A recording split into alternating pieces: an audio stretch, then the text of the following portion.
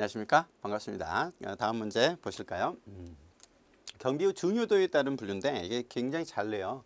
이게 중간 수준 경비를 레벨 3라고 하거든요. 그러니까 중간 수준 경비는 무엇인가라고 하는 문제를 물어봤습니다. 물품 창고 제조 공장 수준 경비 이거를 이제 중간 수준 경비다 이렇게 말을 합니다. 그 다음에 이제 교도소랄지 제약회사 이걸 이제 중간이 아니고 이거는 이제 상위 수준 경비다 이렇게 말을 하고, 그냥 정부 특별기관이랄지 이거는 뭐예요? 최고 수준이겠죠. 가장 최고 수준의 경비다라고 하고요. 자, 여기는 이제 그 다음은 이제 하위죠. 작은 소매점은 하위 수준이다 이렇게 말을 해요. 자, 그러면 여기에 이제 분류를 해야 되는데 무지무지 중요해요. 이제 경비 수준에 따라서 중요도에 따라서 5단계로 나눠지는데 여기에 보면 이제 레벨 1이 있어요. 이게 최저 그리고 최고 이렇게 나눠지고 중간에 하, 중, 상 이렇게 나눠져. 최저, 최고. 그 다음에 이제 하위. 그러면 이제 최저, 하위, 중간, 상위, 최고 이렇게 순서로 가는데요. 최저 수준은 뭐냐면 불법적인 일부 외부 침입을 방해할 수 있도록 계획된 경비 시스템으로 일정한 패턴 없이 외부를 단순한 침입, 단순 침입으로부터 이게 막는 거야. 이게 이제 최저 수준이죠. 레벨 1입니다. 레벨 1 최저 수준 경우에 보면, 그러면 최저 수준은 어떻게 되느냐? 보통 이제 자물쇠를 갖춘 창문 이런 게 이제 최저 수준이에요. 그러니까 자물쇠 장치를 하는 정도 이런 게 이제 최저 수준이고요. 레벨 2로 들어가는 이제 하위 수준이 있는데, 하위 수준은 일정한 패턴 없는 불법적인 일부 외부 침입 행동을 방해하고 탐지할 수 있도록 경비 시스템으로 물리적 장벽이나 자물쇠로 보강된 출입문. 그러니까 요게 어떤 물리적 장벽이나 이걸 보강된 출입물, 보다 복잡한 수준의 자물쇠, 그냥 자물쇠가 아니라 좀 더 복잡한 자물쇠나 경보 시스템을 두는 거, 이런 것인데, 그러면 이거 뭐냐면 작은 소매점 있잖아요. 여기에 뭐 경비원이 계속 보고 있는 건 아닌데 거기에 이제 그 CCTV를 설치해 놓거나 이러죠. 저장 창고도 마찬가지고 이런 걸 하위 수준이라고 그래요. 그러니까 작은 소매점이나 이런 경우에는 좀 보강된 출입문이나 그리고 복잡한 자물쇠 정도 이렇게 되죠. 그럼 중간 수준이다. 이게 레벨 3죠. 중간 수준이라는 거는 레벨 3라고 되어 있는데, 일정한 패턴 없이 불법적 외부 침입을 계획된 경비 시스템으로 막는 거예요. 그러니까 여기에 경비원이 있어요. 경비원 이제 들어가죠. 이제 원거리 경보 시스템. 경계 지역보다는 높은 수준의 물리적 장벽인데, 보면은 이제 제조 공장, 그다음에 대형 소매점, 여기는 이제 경비원을 둬서 야간에도 좀 지켜야 되겠죠. 물품 창고처럼 손해가 큰 지역들이에요, 나름. 이런 거를, 근데 이제 민간 단체들이죠. 어쨌든 민간 업체들이 좀 많아요. 이런 게 중간 수준이죠. 다음 넘어가 보시면 이제 상위 수준이 있어요. 상위 수준. 이제 국가기관 등으로 넘어옵니다. 대규모 일정한 패턴이 있는 외부 내부 침입을 방해를 하기 위한 경비 시스템인데, CCTV 또는 고도의 경계 경보 시스템, 고도의 조명 시스템, 높은 장비, 무장 경비원을 둬요. 무장 경비원. 그러니까 청원 경찰 같은 걸 둘 수 있어요. 그러니까 뭐예요?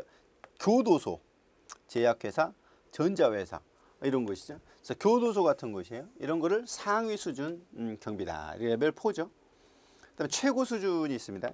최고 수준 레벨 5인데 일정한 패턴이 전혀 없이 외부 침입을 한다. 이랬을 때 무력화시켜야 돼요. 그러니까 여기서는 최첨단 경보 시스템이 있어야 되고 24시간 대응 체제를 갖추고 있는 것이에요. 그러니까 어디예요? 군사시설, 그다음에 특별연구소, 외국 대사관 이런 곳이 바로 여기에 해당한다. 이렇게 보시면 돼요. 자, 레벨 5까지 봤죠? 다음 문제 보실까요? 자, 그러면 일정한 패턴이 전혀 없는 외부 내부 침입에 대해서 억제, 그 다음에 무력화할 수 있도록, 그러니까 이게 무력화하자, 이게 뭐야? 이게 최고 수준이죠. 최고 수준. 완전히 무력화시켜야 돼. 24시간. 이거를 가리켜서 최고 수준이라고 봤습니다. 상위 수준이 교도소 정도고, 중간 수준이라고 하는 대형 소매점 같은데, 그다음 하위 수준이라는 건 소형 소매점 이런 것들이 여기에 해당했죠. 자, 다음 넘어가실까요? 다음에 해당하는 이 경비의 중요도에 따른 분류를 물어봤습니다. 일정한 패턴이 없는 외부의 행동을 방해하고 탐지할 수 있도록 계획된 체계라고 할 수 있다. 단순한 물리적 장벽과 자물쇠 설치로 거기에 보강된 출입문이죠. 창문의 창살, 보다 복잡한 수준의 자물쇠 봤었죠? 조명 시스템, 경보 시스템. 자, 이게 이제 여기 나오죠. 작은 소매점은 어때야 됐어요? 이게 이제 하위 수준이었죠. 저장 창고 같은 데는 경비원이 있을 필요까지는 없는 이런 것이죠. 보다 좀 복잡한 자물쇠 정도만 있으면 되는 게 하위 수준이었습니다. 그리고 중간 수준이라고 하면은 여기에 경비원이 있을 수 있었죠. 대형 상점이랄지 이런 것이고, 교도소 같은 경우가 대형 상위 수준이었어요. 이런 문제를 풀기 위해서 제가 앞에서 정리를 해드렸습니다. 다음 문제 보실까요? 자, 민간 경비의 조직 편성 원리 중 한 사람의 관리자가 효율적으로 관리할 수 있는 최대의 부하우스. 예컨대 초등학교에서 보면 한 반에 예전에는 굉장히 많았어요. 50명, 60명 이랬는데 최근에는 뭐 15명 뭐 이 정도, 또는 이제 많을 때는 30명 이러는 건데, 근데 선생님들이 하는 말이 너무 많다. 내가 통솔하기 어렵다. 그러면 이제 구조 조정을 해야 돼요. 선생님을 더 뽑아서 반을 늘려야 되겠죠. 이제 이런 거를 통솔 범위라고 그래요. 통솔 범위. 그러니까 한 사람의 관리자가 어느 정도 통솔할 수 있느냐. 이러한 통솔 범위는 어떤 측면에서 필요하게 되냐면 구조 조정과 관련해서 필요한 거예요. 구조 조정 원리와 관련된 부분이고요. 여기에 이게 통솔 범위라는 것은 이렇게 한 사람의 관리자가 효과적으로 관리할 수 있는 최대의 부하의 수를 의미한다. 그러니까 보통 이제 10명에서 12명이라고 이제 홀레인 위원회가 그렇고, 계층제 원리라는 게 있어요. 계층제 원리라는 것은 권한과 책임의 정도에 따라서 등급화하는 거예요. 그래서 위로 올라갈수록 난이도가 높아지는데, 이게 명령 복종 체제를 갖추는 거죠. 상하 계층으로 이렇게 나누는 거고요. 전문화 원리는 이거는 수평적 원리예요. 이 임무를 기능별로 나눠서 임무를 분담시키는 거죠. 이런 것이고요. 효율성을 높이기 위한 겁니다. 명령 통일 원리 1대1 원리라고 그래서 한 사람의 상관에게 명령을 받고 그 상관에게 복종하도록 하라. 이런 게 명령 통일 원리였어요. 자, 다음 문제 보실까요? 민간 경비 조직의 통솔 범위를 결정한 요인을 물어봤는데, 요인이 아닌 거, 직무의 성질. 직무 성질, 그 직무의 성질이요. 이게 단순하잖아요. 단순할수록 이렇게 복잡한 것보다도 통솔 범위가 넓어요. 시간적으로 봤을 때 기성 조직이 있고, 그다음에 신설 조직이 있는데, 기성 조직이 좀 더 높죠, 그죠? 계급의 수하고는 상관이 없어요. 이 계급의 수하고 통솔 범위하고는 이제 관련이 없고요. 계급이 아니라 계층의 수예요. 계층의 수. 이 계층의 수라는 거는 이렇게 나눴는데, 이제 이걸 계층이 하나냐 아니면 계층이 여러 개로 나눠졌느냐에 따라서 나눠지는데, 여기에서 통솔 범위는 이게 될 것이고 여기서는 이게 될 것이기 때문에 계층 수가 많아지면 통솔 범위가 좁아지죠. 계급의 수하고는 상관이 없어요. 그 다음에 참모가 능력이 좋으면 통솔을 더 많이 할 수 있죠. 여기 보면 이 시간적으로 보면 기존 또는 기성 조직이 통솔 범위가 높다, 신설 조직보다. 근데 얘기는 중요하다는 게 계층의 수가 적을수록 통솔가 넓어요. 그래서 이걸 반비례라 이렇게 볼 수가 있겠죠. 계층의 수가 적으면 통솔 범위가 높죠. 계층이 많아지면 통솔 범위가 좁아집니다. 부하가 자질이 좋으면 통솔 범위가 높고, 능력이 좋으면 또는 이제 관리 범위가 넓어지면 높다. 이렇게 잘 기억을 해두시면 될 것 같고요. 그 다음에 마지막에 보는 이제 직무 성질, 그 다음에 어떤 지리적 분산, 이런 부분도 알아야 돼요. 직무 성질이 어떻다? 비전문적이고 단순할수록 훨씬 높다라고 하는 것이죠. 그리고 지리적으로 분산이 되면은 이제 통솔 범위가 넓죠. 그래서 뭐냐면 분산이 작을수록, 그러니까 한마디로 분산되지 않을수록 넓은 거예요. 분산이 돼버리면 오히려 좁아지게 됐죠. 자, 다음 문제 보실까요?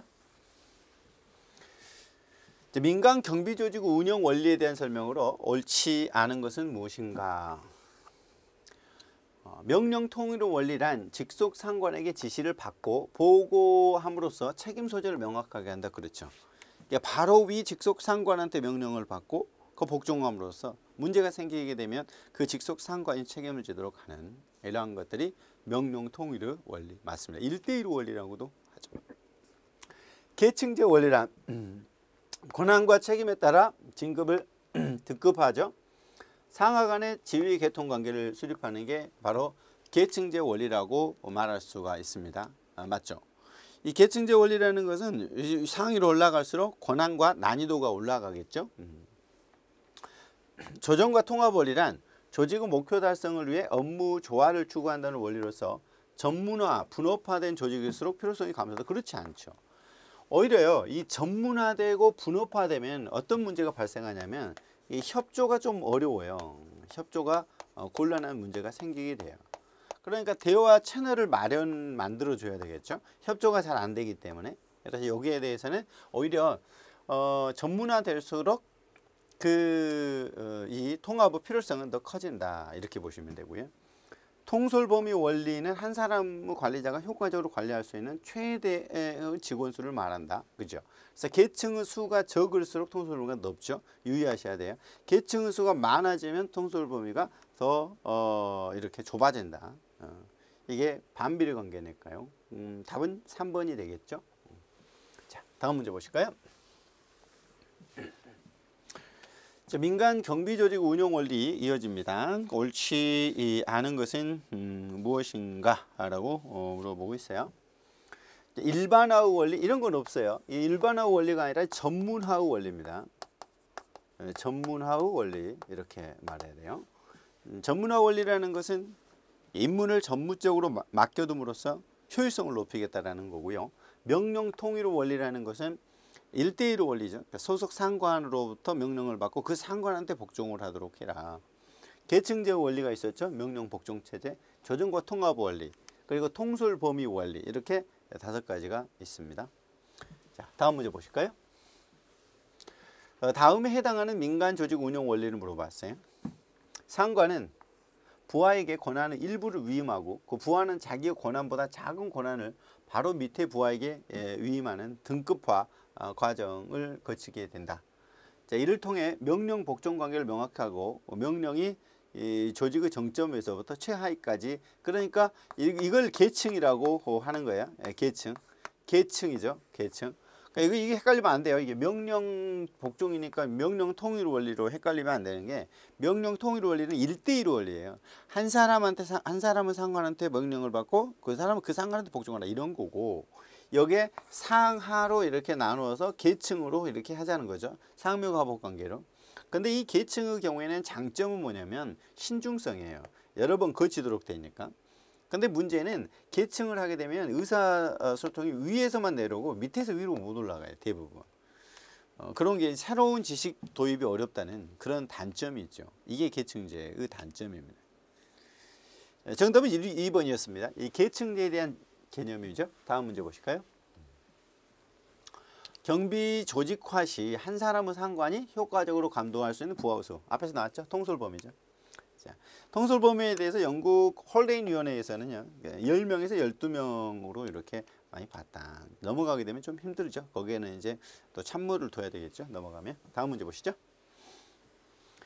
자, 경비원 교육과 관련된 내용입니다. 경비업 법령상 경비원의 교육에 대한 설명으로 옳지 않은 건 뭐냐. 자, 경비원이 되려는 사람은 교육기관에서 미리 일반 경비원 신인 교육을 받을 수 있다. 그렇죠. 원래는 이제 경비원이 되고 나서 경비업자의 부담으로, 비용 부담으로 교육을 받는 게 맞는데, 미리 경비원이 자기의 부담으로 교육을 받을 수 있다. 맞고요. 일반 경비원의 경우는 24시간 교육을 받죠. 그 다음에 일반 경비원의 교육 시 경찰 관서 소속 경찰 공무원이 교육기관에 입회. 이 경찰 공무원이 입회하는 거는요, 일반 경비원이 아니라 이제 특수경비원밖에 안 돼. 일반 경비원과 특수경비원이 있는데, 일반 경비원 교육 시에는 경찰 공무원의 입회가 없고요, 특수경비원 교육 시에 입회를 하죠. 일반 경비원은 4가지가 있었죠. 시설경비, 호송경비, 그래서 신변보호, 기계경비, 이게 이제 일반 경비고요. 특수경비원은 공항, 항공기를 포함해서요. 거기에 이제 있는 곳이죠. 중요시설에. 특수경비업자는 특수경비원 신인교육을 받지 아니한 자를 특수경비업에 종사해서는 안 되죠. 그죠? 신인교육은 이제 88시간 동안 받아야 된다고 그랬죠. 그다음 경비업자는 경비 업무를 적정하게 실시하기 위하여 경비원으로 하여금 경비원은 신인교육, 직무교육을 받게 해야 된다. 그렇습니다. 그래서 이때 이 경비업자가 신임교육이나 직무교육의 비용을 부담해요. 이렇게 되죠. 답은 2번인데 이게 경찰 공무원이 입회하도록 하는 것은 바로 특수경비원 교육시다. 자, 다음 문제 보실까요? 경비업 법령상 다른 일반 경비원과 특수경비원 신인교육의 공통 과목을 물어봤어요. 이제 사격이나 총검술, 총기조작은요 이 특수경비원에만 있어요. 그러나 기계경비 실무는 둘 다 있죠. 사격이랄지 총검술이랄지 총기조작은 왜냐하면 특수경비원은 무기 소지가 되는데 일반 경비원은 무기 소지가 안 되거든요. 그렇기 때문에 총검술이랄지 또는 사격이랄지 이거는 특수경비원에만 필요한 겁니다. 그러나 기계경비 실무는 일반 경비원이든 특수경비원이든 3시간 공통 과목으로 되어 있습니다. 여기는 2시간이고 일반 경비원은. 자, 다음 문제 보실까요? 일반 경비업 법령상 일반 경비원의 신임 교육 과목에 해당하지 않는 걸 물어봤어요. 보면 일반 경비원은 사격 안 들어가죠. 범죄 예방론, 체포 신술, 윤리가 들어가는데 한번 보시면 여기 앞에서 봤죠. 일반 경비원 24시간인데 이론 교육이 법은 경비업법밖에 없어. 경비업법 이외에 경찰관 직무집행법이나 청원경찰법이나 이런 게 들어가면 안 되죠. 그죠? 그리고 범죄 예방론이 있고요. 자, 그 다음에 여기 보시면 여기에 이제 시, 호, 신, 기, 게 이렇게 되죠. 특수경비는 없죠. 그러나 여기 기계경비 실무가 여기 들어가잖아요. 그죠? 그 다음에 시설경비, 호송경비, 신변보호, 기계경비 이게 들어간다는 거예요. 그러나 특수경비는 없겠죠. 이렇게. 그리고 이제 사고 예방 대책이 들어가고요. 체포 신술은 있어. 그러나 여기에 무기를 사용한달지 이런 거 들어가지 않겠죠. 당연히 사격이나 이런 건 안 들어가는데 장비는 들어가겠죠. 장비. 이거는 이제 경찰 봉 이런 걸 말하는 거니까. 일반 교육이 24시간이었고요. 직무교육은 4시간이죠. 그러면 이게 다 이제 2로 돼 있는데 지금 3시간씩 돼 있는 거 3개만 좀 유의하시면 되는데 이게 사고 예방 대책, 체포 신술, 그다음에 여기 이제 윤리 교육. 그러니까 윤리, 그다음에 체포 신술, 사고 예방 대책. 이 3개만 3시간이고 나머지는 다 2시간씩이다. 이렇게 보시면 되겠죠. 자, 다음 문제 보실까요? 이 경비업 법령상 특수경비원 교육이에요. 특수경비원 교육에 대한 설명을 드린 것은 특수경비업자는 특수경비원 신인교육을 받지 아니한 자를 종사해서는 안 되죠. 그죠? 특수경비원은 채용되기 전 3년 이내에 3년 기억을 하셔야 되고요. 특수경비 업무에 종사했던 경력이 있는 경우에는 신인교육에서 제외될 수 있다. 그렇습니다. 신인교육 88시간 받아야 되는데 3년 이내에 받았다면 제외될 수 있고요. 특수경비업자는 소속 특수경비원에 대해서 매월 6시간 직무교육 맞습니다. 요게. 일반 경비원은 4시간인데 특수경비원은 6시간이에요. 특수경비원의 교육 시 특수경비업자의 요청이 있을 경우에 관할 경찰 소속 경찰 공무원이 입회하여 지도 감독할 수 있다. 이렇게 되어 있는데 요게는 이제 이게 아니죠. 이게 특수경비업자의 요청이 있을 경우라고 되어 있는데 이거하고 상관없이 그냥 대통령령으로 정해져 있는 것이지 여기에 요청에 의해서 이루어지는 것은 아니기 때문에 이게 답이죠. 요청이 있을 경우 이게 이제 없어요. 밑에 보시면 특수경비원 교육 시 관할 경찰 소속 경찰공무원이 교육위원회 입회하여 이렇게 감독해야 된다 이렇게 돼 있어서 할 수 있다가 아니잖아요. 요청이 있을 경우만 하는 게 아니라 이게 특수경비원 교육에는 이 반드시 경찰 공무원이 입회해야 된다 이런 내용이에요. 그러니까 요런 포인트를 잘 봐야 되겠죠. 근데 일반 경비원은 아니죠. 자, 다음 문제 보실까요? 경비업 법령상 특수경비원의 교육훈련 감독에 관한 내용이 이어집니다. 옳지 않은 것은 특수경비업자는 특수경비원을 채용할 때 특수경비원 부담이 아니라요. 업자와 경비원은 다르죠. 특수경비업자, 법인이죠. 신인교육을 받도록 비용은 바로 특수경비업자가 부담을 하는 겁니다. 채용 전 3년 이내에 특수경비 업무에 종사했던 경력이 있을 때 신인교육 제외된다고 그랬고요. 특수경비원자는 소속 특수경비원에 대해서 매월 6시간이죠. 일반 경비원은 4시간이고 직무교육을 실시해야 되고요. 그리고 관할 서장은 시설주 특수경비원은 무기관리상은 매월 1회 이상, 그죠? 매월 1회 이상 점검해야 됩니다. 이런 것들도 충분히 낼 수 있고요. 잘 보셔야 되겠죠. 자, 다음 파트로 넘어가 보실까요? 이제 나오는 내용은 민간경비 활동입니다. 이제 구체적인 민간경비 활동으로 이루어집니다. 자, 민간경비에는 5가지가 있다고 그죠? 그러니까 시설경비, 호송경비, 신변보호, 기계경비, 특수경비 이렇게 5가지가 있어요. 물론 별도의 이제 청원경찰이 자치경비로서 이제 행해지고 있는데요. 먼저 시설경비부터 보게 됩니다. 시설경비란 시설이죠. 시설. 그러면 국가 중요 시설, 빌딩, 그다음에 주택 이제 아파트 같은데요. 공항 등 경비 활동에 필요한 시설이나 장소예요. 그러니까 시설만이 아니고요. 예를 들면 뭐 대규모 군중이 모이는 곳이 있잖아요. 여기에도 시설 경비가 있을 수 있어요. 음악 공연장이랄지 이런 거. 도난, 화재 등 또는 혼잡도 들어가요. 각종 위해로부터 보호하고 피해를 방지하는 경비예요. 이게 시설 경비입니다. 그러면 시설, 국가 중요 시설, 빌딩, 그 다음에 장소, 경비 대상 시설물에 대한 안전 점검을 설치하여도 내외부로부터 침입 가능성 산전하기 때문에 시설 경비가 필요하겠죠, 그죠? 기계 경비만 갖고는 안 된다라고 볼 수 있어요. 자, 그러면 여기에 이제 1차적인 방어와 2차적인 방어로 나눠져요. 1차적인 방어란 시설물에 대한 물리적 방어 개념이에요. 외부로부터 침입을 막는 거죠. 그래서 그 시간을 지연시키는 겁니다. 일단 뭐 방어 벽을 쌓는달지 이렇게. 그래서 담이랄지 울타리랄지 자물쇠랄지 창문이랄지 이런 것들이 바로 1차적인 방어인데 1차적인 방어는 바로 이런 시간을 지연시키는 효과가 있죠. 물리적 방어벽이 여기에 해당한다. 외곽 방어 시설이죠. 이게 이제 1차적 방어예요. 자, 그 다음에 2차적 방어라는 것은요. 2차적 방어 개념이라는 것은 외부 침입자를 감지해서 이제 중앙통제센터 있죠. 중앙통제센터 연락을 할 거 아니에요. 이제 침입자가 나왔네. 또는 이제 경찰서로 연락을 해야 되잖아요. 또는 경비업체 등으로 이제 보고가 들어가요. 그래서 이러한 정보 장치를 가리켜서 2차적인 방어 개념이다. 자, 경비원이 직접 감지할 수 없는 취약 지점을 보완해 주는 겁니다. 그러니까 1차적으로는 경비원이 하지만 경비원이 다 못하니까 그걸 도와주는 이게 중앙통제센터, 경찰관서, 경비업체 이거는 바로 2차적 방어 개념이죠. 자, 이제 방어에 대해서 봤고요. 그 다음에 이제 시설경비의 기본 원칙을 보면요. 이제 첫 번째는 이제 비용 효과를 고려해야 되겠죠. 경비원을 두는데 이게 뭐 적자가 되면 안 되니까 시설 경비 업체도 이익 추구가 필요하잖아요. 손해 보는 건 안 되니까 비용 효과 분석이 필요하게 됩니다. 그러니까 계약에 의해서 경비원을 파견한다라고 했을 때 손해 나면 안 되잖아요, 사실.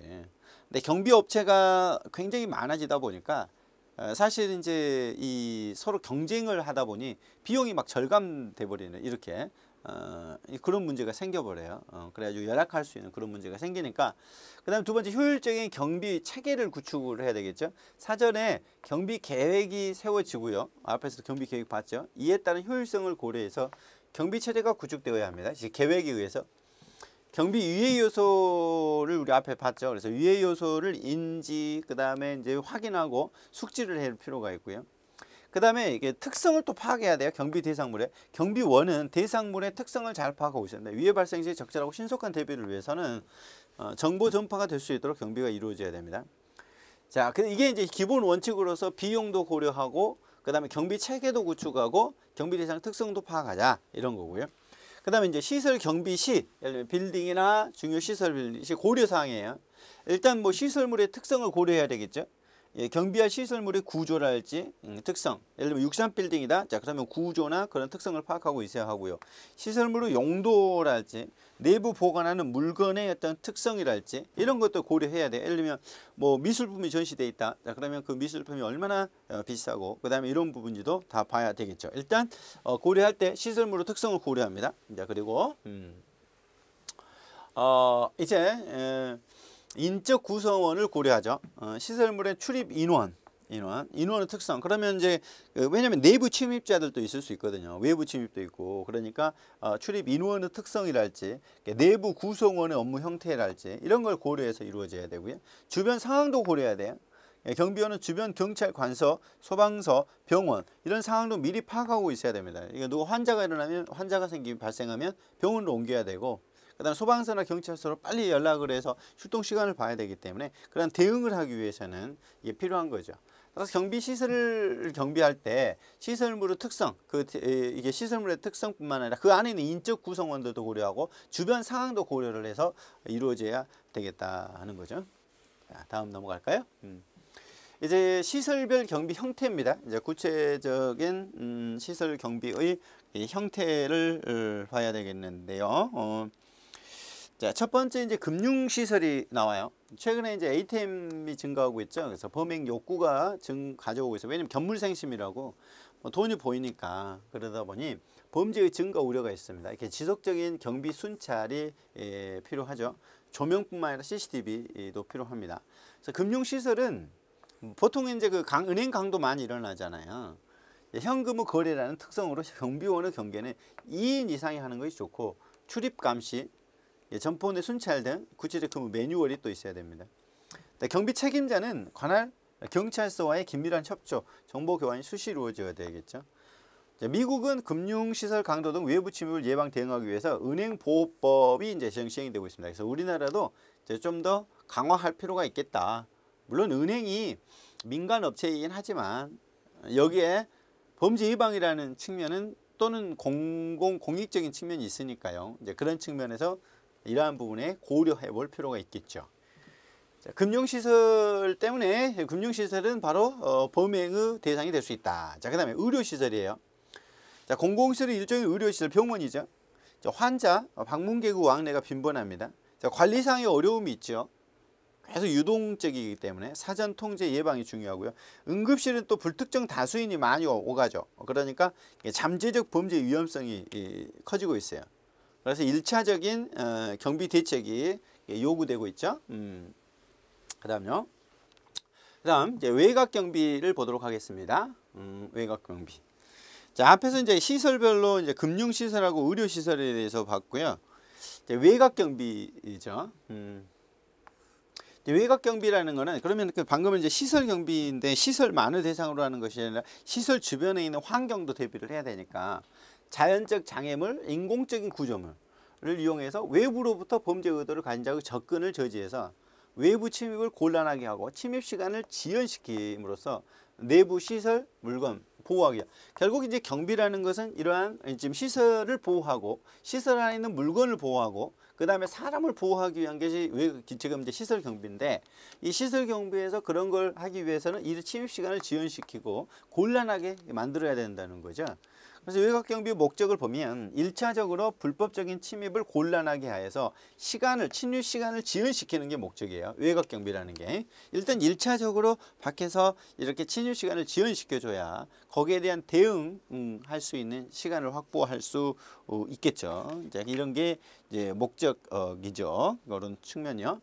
자, 외곽 시설물의 경비입니다. 시설물 경계 지역이 있어요. 경계 지역. 외곽 경비의 1차적인 경계 지역은 건물의 주변이 되겠죠, 당연히.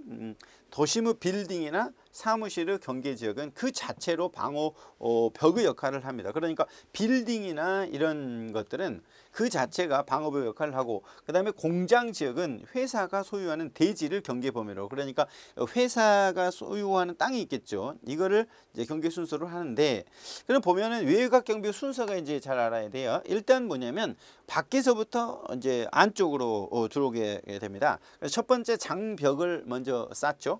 자, 그리고 이제 출입구로 들어오게 되고요. 그다음 건물 자체로 들어와요. 그러니까 밖에서부터 이제 외부에서 내부로 이렇게 오게 되는 거죠. 그러니까 장벽을 먼저 쌓고 그 다음에 출입구 들어가게 됐죠. 그 다음 건물 자체 이렇게 들어오는 것이 외곽 경비의 어떤 이제 순서라고 이제 볼 수가 있습니다. 그래서 이제 장벽을 뭐로 쌓을 것인가? 자, 그리고 이제 출입구 경비는 또 어떻게 할 것인가 하는 걸로 이제 이어지겠죠. 예, 이 시간 여기까지 하고요. 이제 외부 시설물 경비 구체적인 내용 자주 나오고 있으니까 잘 보셔야 되겠습니다. 예, 수고하셨습니다. 다음 시간에 뵙겠습니다.